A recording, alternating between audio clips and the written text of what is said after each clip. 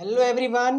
मेरा नाम है अंकित और आज हम लोग बातें करेंगे इंडियन पिनल कोड 1860 के चैप्टर 6 की, जिसमें दिया हुआ है सेक्शन 121 से लेकर 130 तक, और जो बात करता है ऑफेंसेस अगेंस्ट स्टेट के बारे में, राज्यों के विरुद्ध होने वाले अपराधों के बारे में। तो आइए एक एक करके सभी सेक्शन को देखते हैं। सेक्शन 121 बात करता है वेज वॉर के बारे में, यानी जब कोई व्यक्ति गवर्नमेंट ऑफ इंडिया के अगेंस्ट, स्टेट के अगेंस्ट वेज वॉर कमिट करता है, युद्ध छेड़ता है, युद्ध छेड़ने की बात करता है, युद्ध छेड़ने की शुरुआत करता है, या किसी को युद्ध के लिए उकसाता है, एबेट करता है, तो उसके अगेंस्ट वेज वॉर का चार्ज लगेगा, सेक्शन 121 का चार्ज लगेगा। इसमें जो पनिशमेंट दिया हुआ है वो डेथ पनिशमेंट है, या तो उसको मृत्युदंड की सजा हो सकती है या फिर आजीवन कारावास हो सकता है फाइन के साथ में।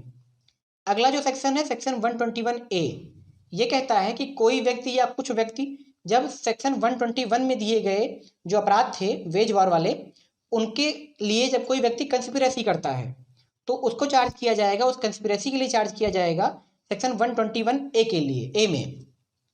इसके लिए जो सजा दी गई है वो लाइफ इम्प्रिजनमेंट है, आजीवन कारावास हो सकता है, या फिर 10 साल तक की जेल और साथ में फाइन की बात की गई है।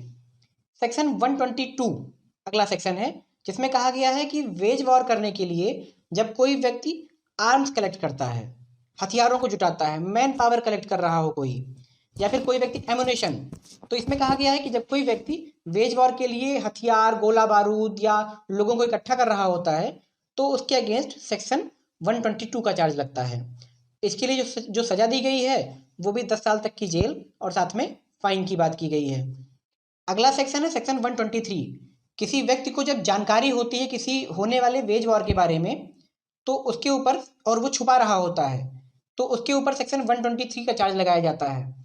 इसमें भी सजा 10 साल तक की जेल और साथ में फाइन की बात की गई है। अगला सेक्शन है सेक्शन 124।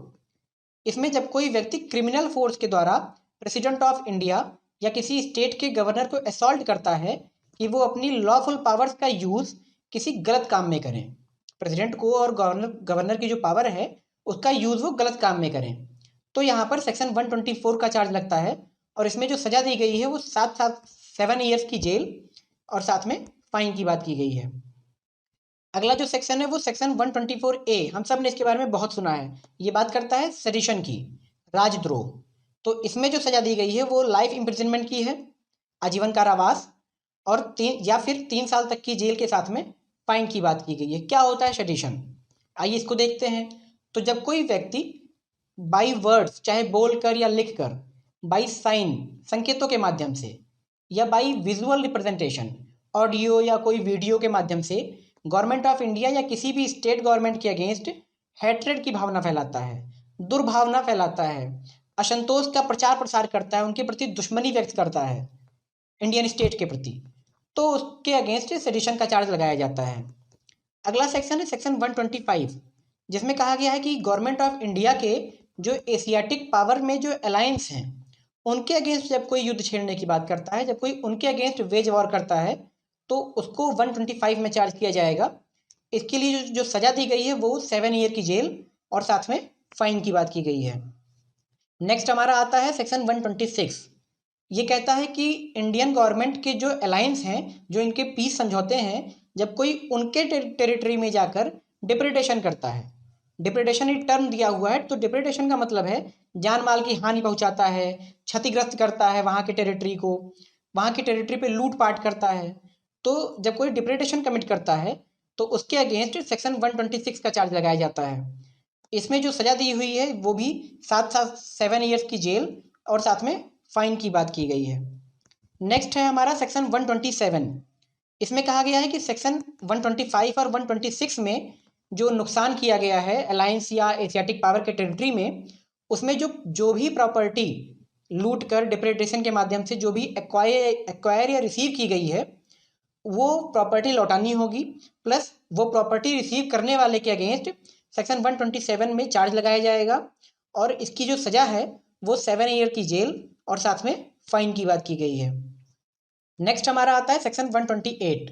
ये कहता है कि जब कोई पब्लिक सर्वेंट जानबूझकर किसी कैदी को, किसी युद्ध के कैदी को, युद्ध के बंदी को स्केप करवा देता है, उसको भगा देता है, उसको छुड़वा देता है, तो यहाँ पर उसकी जो सज़ा है वो लाइफ इम्प्रिजनमेंट है, आजीवन कारावास उसको होगा उस पब्लिक सर्वेंट को, या फिर 10 साल तक की जेल के साथ में फाइन की बात की गई है। नेक्स्ट हमारा आता है सेक्शन 129। इसमें कहा गया है कि किसी पब्लिक सर्वेंट द्वारा जब बाई नेग्लिजेंस, जानबूझकर नहीं, गलती से नेग्लिजेंस के द्वारा कोई कैदी स्केप कर जाता है, तो यहाँ पर ये सज़ा कम होकर, भाई क्योंकि जानबूझकर तो किया नहीं है, तो यहाँ पर वो सज़ा कम होकर 3 साल तक की जेल या फिर उसके साथ में फाइन की बात की गई है। लास्ट हमारा है सेक्शन 130। ये कहता है कि किसी भी कैदी को छुड़ाने में, उसको भगाने में, स्केप करने में, या फिर रेस्क्यू करने में, छुड़ाने में हेल्प करने में, या फिर कहीं स्केप करने के बाद छुपाने में, जो भी उसकी हेल्प करता है, जो भी उसमें अपना ऐड देता है, तो उसके अगेंस्ट सेक्शन 130 में उसको चार्ज किया जाएगा, और उसको जो सज़ा मिलेगी वो आजीवन कारावास की मिलेगी, या फिर 10 साल तक की जेल के साथ में उस पर फाइन लगेगा। तो ये था हमारा chapter 6 of IPC 1860। I hope आपको ये वीडियो ज़रूर अच्छा लगा होगा। Thank you.